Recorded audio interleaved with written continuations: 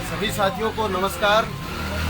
आज धरना स्थल पर अखिल भारतीय किसान सभा तहसील कमेटी की मीटिंग हुई है, जिसमें आप सबको पता है कि आज 115 है।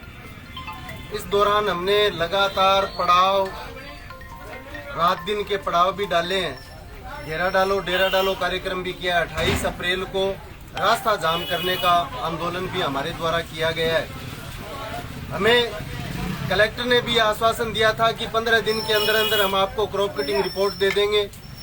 उससे पहले एसडीएम ने लिखित में दिया था कि 9 मई को हम क्रॉप कटिंग रिपोर्ट आपको उपलब्ध करवा देंगे।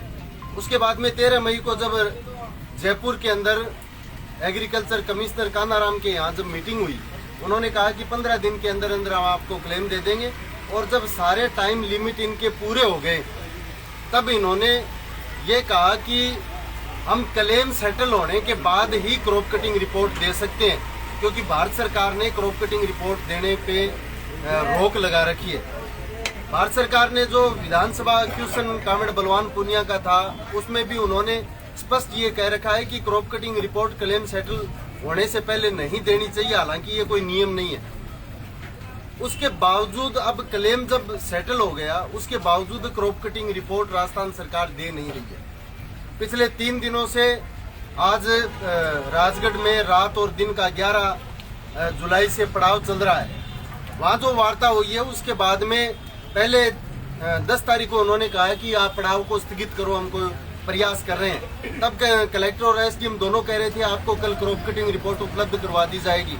और जब वार्ता में बैठे, तब उन्होंने कहा कि अभी हम क्रॉप कटिंग रिपोर्ट देने की स्थिति में नहीं है। दूसरी सबसे बड़ी जो दुविधाजनक स्थिति है, हमें क्रॉप कटिंग रिपोर्ट क्यों चाहिए?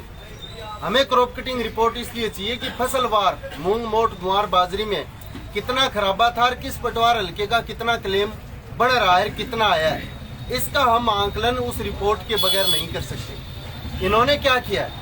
इन्होंने क्रॉप कटिंग रिपोर्ट को बाईपास करके सैटेलाइट का, क्योंकि भारत सरकार का जो 28 मार्च का जो लेटर है कामना आर शर्मा का, उसके आधार पे 181 पटवार हल्के तारानगर तहसील के 5 तहसीलों की रिपोर्ट को इन्होंने खारिज कर दिया। और अभी जो क्लेम दिया है वो किसी भी रूप से क्रॉप कटिंग रिपोर्ट के आधार पे नहीं दिया। हमारे एमपी साहब, उन्होंने पोस्ट लगाई, वो कह रहे थे कि 280 करोड़ रुपए दिए हैं। हमारे कलेक्टर साहब कह रहे हैं 253 करोड़ रुपए दिए हैं।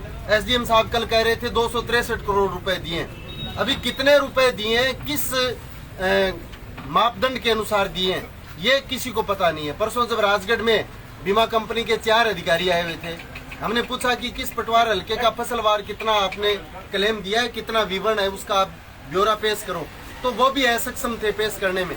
बीमा कंपनी के टोल फ्री नंबर पर हमारे किसान भाई जब पूछते हैं, तो वहां पर वो आंकड़ा क्लेम जारी होने का दूसरा बताते हैं और जो खाते में आया वो आंकड़ा दूसरा है। ऐसी स्थिति में हमारे सामने अब चुनौती ये हो गई कि जब आज तक क्रॉप कटिंग रिपोर्ट के आधार पे आप क्लेम देते आए हैं, जब हमारा क्लेम नहीं बना, तब भी सरकारें यही कहती रही है कि आपका क्रॉप कटिंग रिपोर्ट में क्लेम बना नहीं है।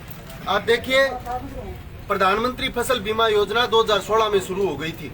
2016 और 17 में कोई बीमा क्लेम चूरू जिले में नहीं आया। जब हमने मांगा तो कहा कि क्रॉप कटिंग रिपोर्ट में खराबा नहीं है। उसके बाद में 18 में नाम मात्र के पटवार हल्कों में नाम मात्र का जो बीमा क्लेम है वो आया। उसके बाद में 19 में जरूर खरीफ और रबी का आया।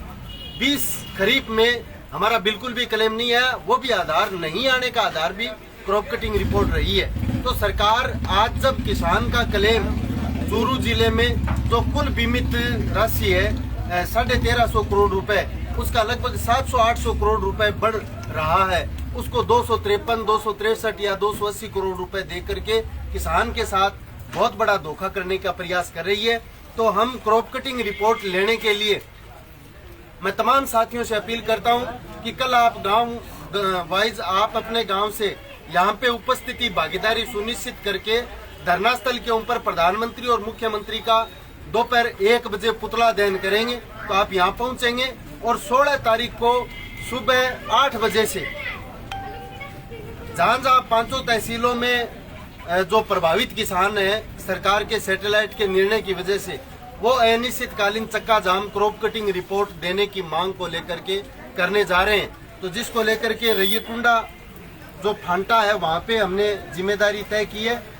रैयतुंडा फांटा पे बनियाड़ा, रैयतुंडा, सोमसीसर, रेडी और सारायण, इन 5 पंचायतों के किसानों की ड्यूटी रैयतुंडा फांटा पे रहेगी।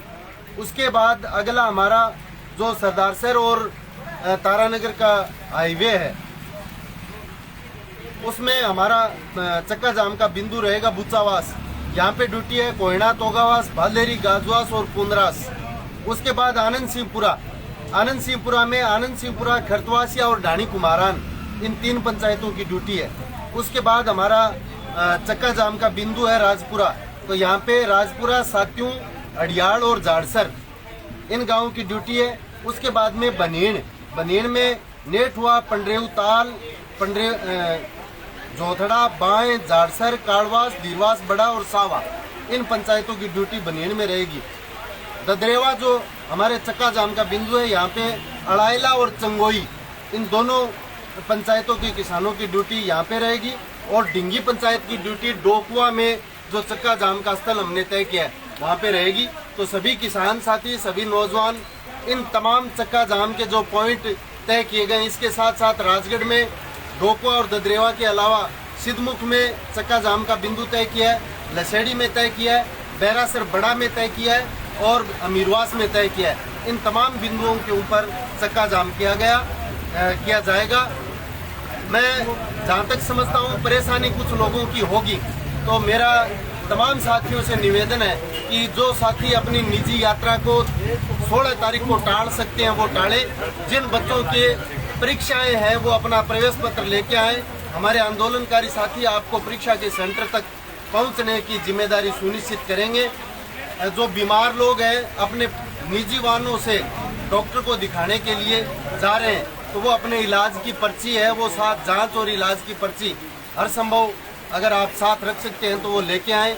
उसके अलावा सेना की गाड़ियाँ, एम्बुलेंस, इन सब की छूट रहेगी।